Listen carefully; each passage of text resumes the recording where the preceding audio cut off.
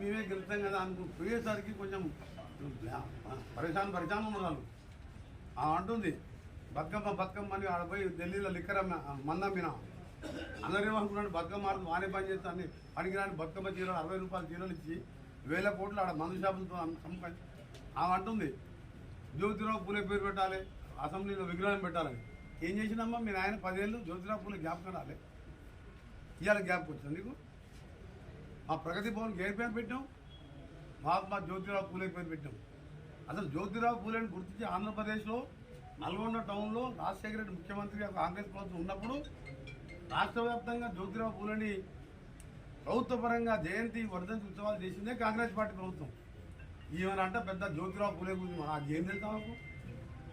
అందుకని హరీష్ రావు మాట్లాడితే ఓటానికి కూడా బడ్జెట్ 6 గ్యారెంటీలు అమలు చేస్తాం, చెప్పని కూడా చేసి చూపిస్తాం.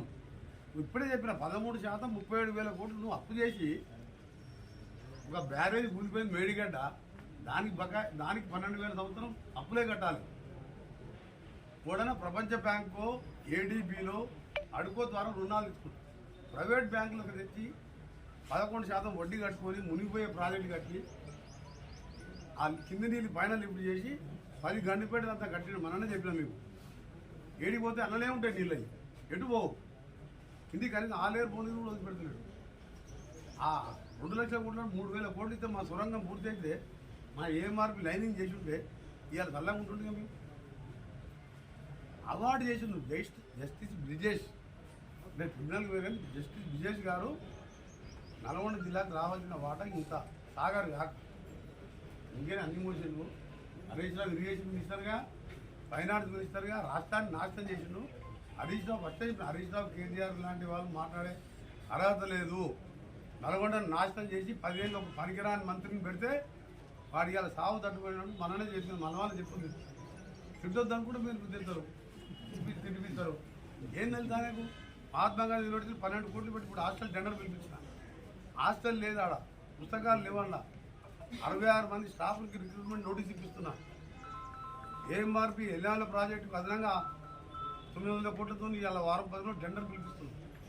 ఇది 3 నెలల బడ్జెటే. పార్టీ రాజశేఖర రెడ్డి గారు ముఖ్యమంత్రిగా ఉన్నప్పుడే ఆ రోజు ఓఆర్ఆర్ నిర్మిస్తే ఈ ప్రభుత్వం ఎలక్షన్ల ముందు 7,300 కోట్లకి 30 సంవత్సరాలు లీజు అమ్ముకోవడం జరిగింది. దాని మీద చర్యలు తీసుకునేదానికి ముఖ్యమంత్రి గారు ఇప్పటికే దాని మీద ఆలోచిస్తున్నాం.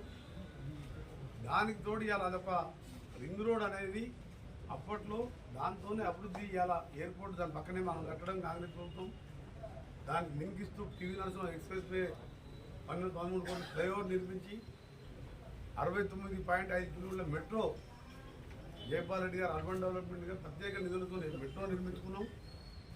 ఇదే గేమ్ చేంజర్ హైదరాబాద్ డెవలప్మెంట్ ఇలా అయిందంటే దానికి మరొక సూపర్ గేమ్ చేంజర్గా నా శాఖ ఆధ్వర్యంలో దాదాపు 25,000 కోట్లతోని త్వరలోనే regional ring road super game changer అని అది వచ్చిన తర్వాత మీరు చూడండి, హైదరాబాద్ చుట్టుపక్కల దాదాపు సగం తెలంగాణ కవర్ అయ్యే రీజనల్ రింగ్ రోడ్కు ల్యాండ్ ఎక్వేషన్ నిధులు కేటాయించుకున్నాం.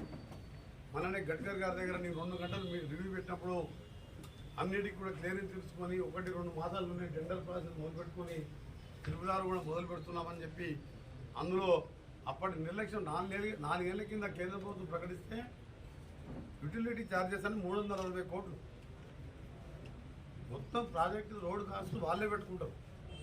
ల్యాండ్ అక్విజిషన్లో సగం స్టేట్ గవర్నమెంట్ సగం సెంట్రల్ గవర్నమెంట్.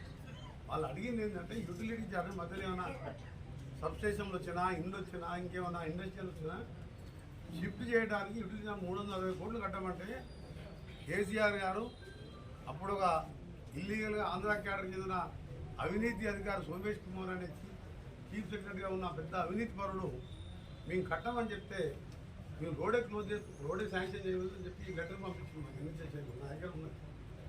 నేను గడ్కర్ గారికి చెప్పిన కలిసిన మన రివ్యూలో మొదటిసారి కలిసినాం. ప్రమాణ స్వీకారం చేసిన తర్వాత 3వ రోజే కలిసి అది మేము కట్టుకుంటాం సార్ అని చెప్పి వచ్చి ముఖ్యమంత్రి గారికి చెప్పి వెంటనే 360 కోట్లు రాష్ట్ర ప్రభుత్వం భరిస్తుందని చెప్పి లేఖించినాం. నేను పోయేసరికి అన్నీ క్లియర్ చేసుకుంటూ రోడ్ స్టార్ట్ చేయాలని చెప్పి పర్మిషన్ కూడా ఇస్తున్నాం. ఈ విధంగా తెలంగాణ అభివృద్ధి మొదటి ఓటాన్ అకౌంట్ బడ్జెట్లో చూసారు. ఇది వాస్తవిక బడ్జెట్. హరీష్ రావు గారు, కేటీఆర్ గారు, ఈ పనికి దాని లీడర్లు ఈ బడ్జెట్ మీద ఎవరైనా మాట్లాడితే మాత్రం ప్రజలు అసహించుకుంటారు. 25% 2 లక్షల కోట్లలో 25% అంటే 57,000 కోట్లు సంక్షేమాన్ని పెట్టామంటే ఈ బడ్జెట్ ఎవరు విమర్శిస్తే వాళ్ళు మూర్ఖులు అవుతారు తప్ప ఈ ప్రభుత్వం ఓటాన్ అకౌంట్ బడ్జెట్ని ఇంత మంచిగా పెట్టింది. త్వరలోనే మీరు చూస్తారు మేము చేయబోయే కార్యక్రమం.